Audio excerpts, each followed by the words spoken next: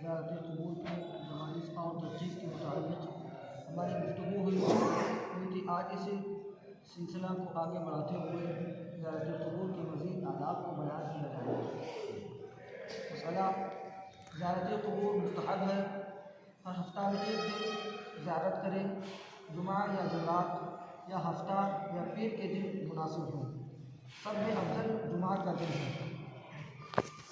اولیاء کرام کے مزارات طیبہ پر سفر کر کے جانا جائز ہے، وہ اپنے زائر کو نفع پہنچاتے ہیں، اور اگر وہاں کوئی غیر شرعی بات ہو، مثلاً عورتوں سے اختلاط، تو اس کی وجہ سے زیارت ترک نہ کی جائے کہ ایسی باتوں سے نیک کام ترک نہیں کیا جاتا، بلکہ اسے برا جانے اور ممکن ہو تو بری بات کو ضائع کریں۔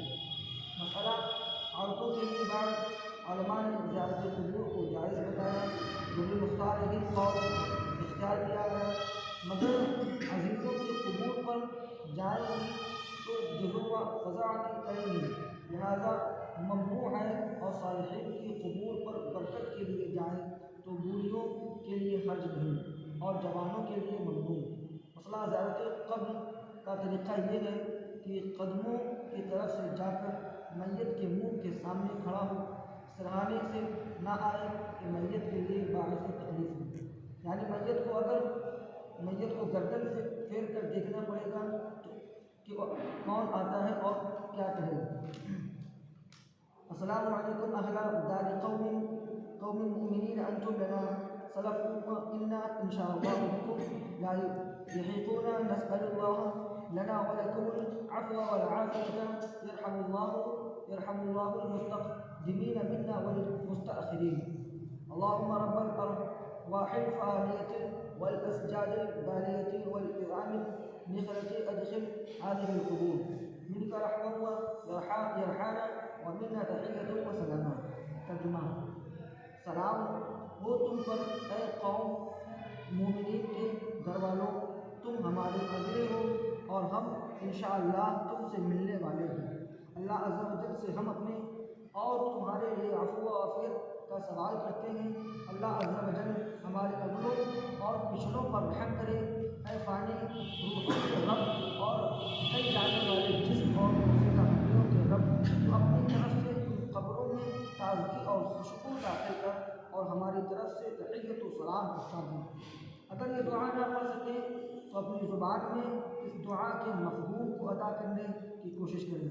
مثلاً کہیں: السلام علیکم اے قبر والوں، آپ لوگ ہمارے اسلاف ہیں، اور جب اللہ چاہے گا ہم بھی آپ سے ملاقات کریں گے۔ ہم اللہ سے اپنے اور اپنے سب کے لیے عفو و عافیت کے طلبگار ہیں۔ اللہ ہم سب پر رحم فرمائے اور اپنی رحمتوں کے سائے میں رکھے۔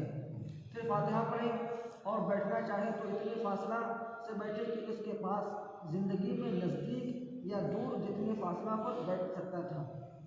مثلا قبرستان میں جائیں تو الحمد شریف اور الف لام میم سے مفلحون تک اور آیت الکرسی اور آمن الرسول آخر سورہ تک اور سورہ یاسین اور تبارک الذی اور الہاکم التکاثر ایک بار اور قل ھو اللہ احد 11 بار یا 7 یا 3 بار پڑھیں اور ان سب کا ثواب مردوں کو پہنچائیں۔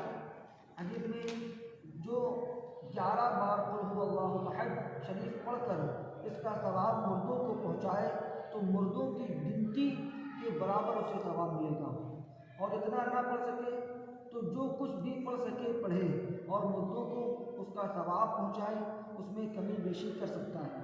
مسئلہ نماز، روزہ، حج، زکوٰۃ اور ہر قسم کی عبادت اور ہر نیک عمل فرض و نفل کا ثواب مردوں کو پہنچا سکتا ہے، ان سب کو پہنچے گا اور پہنچانے والے کے ثواب میں کچھ کمی نہ ہوگی، بلکہ اللہ کی رحمت سے امید ہے کہ سب کو پورا ملے یا نہیں پورا ملے یہ نہیں کہ اسی ثواب کی تقسیم ہو کر ٹکڑا ٹکڑا ملے، بلکہ امید یہ ہے کہ اس کا ثواب پہنچانے والے کے لیے ان سب کے مجموعے کے برابر ملے۔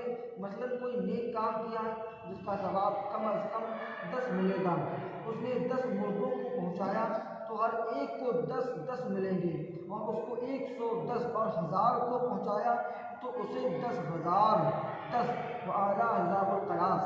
مسئلہ نابالغ نے کچھ پڑھ کر یا کوئی نیک عمل کر کے اس کا ثواب مردہ کو پہنچایا تو انشاءاللہ تعالیٰ پہنچے گا۔ اور مسئلہ قبر کو بوسہ دینا بعض علماء نے جائز کہا ہے، مگر صحیح یہ ہے